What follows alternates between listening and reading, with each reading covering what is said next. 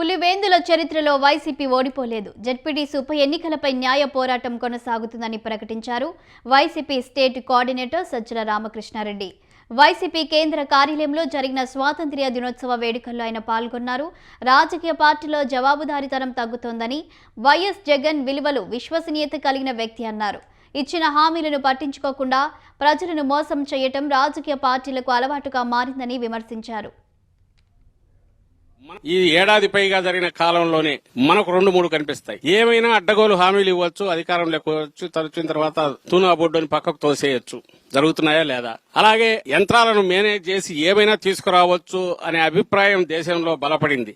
ఈ విషయంలో చెప్తున్నా, ఆన్సర్ లేదు, తోసిపారేస్తున్నారు కానీ దానికి ఎవరు ఆన్సర్ ఇవ్వట్లే. ఈ రాష్ట్రంలోనే ఓటింగ్ పూర్తి అయిన ప్రాథమికంగా ఏదైతే సాయంత్రానికి పూర్తి అవుతుందో అక్కడి నుంచి తర్వాత ఆ రోజు అప్పుడు ప్రకటించిన దానికి తుది పర్సెంటేజ్ ప్రకటించడానికి 12.12% తేడా చూపి అసాధ్యం. 50 లక్షల ఓట్లు దాదాపు. Is it possible? ఆన్సర్ ఊడి ఓట్ల.